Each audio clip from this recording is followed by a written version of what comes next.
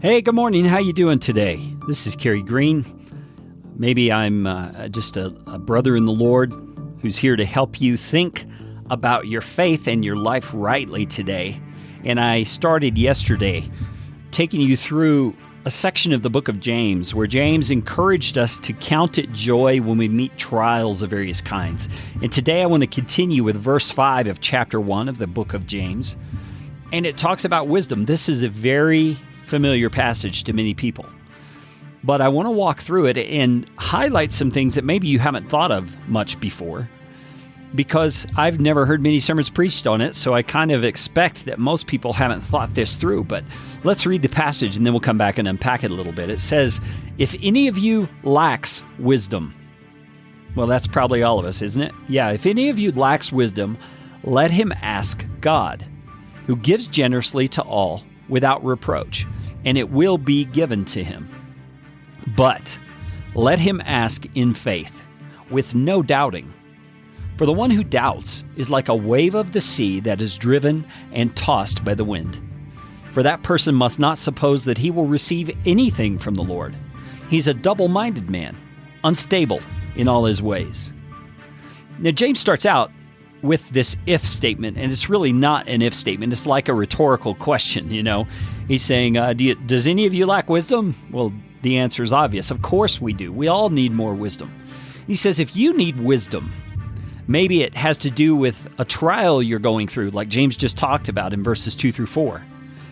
Maybe it has to do with a situation at your work or in your home or with extended family or in your neighborhood. He says, if you lack wisdom, let him ask God, who gives wisdom generously to all without reproach, and it will be given to him. So, step number 1 is to ask God to give you the wisdom you need. And God is not going to reproach you for that. He's not going to scold you for not having enough wisdom. He knows you don't have the wisdom. That's why he's telling you to ask. And if you stop for a moment and really think about this promise that he's making to us right here, God is promising us he will give us his wisdom for the situations that we face in life. Can you think of a better promise? Can you think of something more empowering? Anything that gives us more confidence than this? No matter what we face, whatever trial or situation, God will give us wisdom? Man, that is a great asset to have on your side. And I'm excited to apply this even more in my life now that I'm reading it again. And I want to encourage you to do so as well. But he gives us a little bit of a warning there in the next verse. He says, but we have to be sure we're asking in faith with no doubting. Because the one who doubts is like a wave of the sea that's driven and tossed by the wind. Now, what is he saying? Is he saying you can't feel any doubt or you shouldn't doubt at all? Well, yes, he is saying that, but we all know that we experience doubt, right?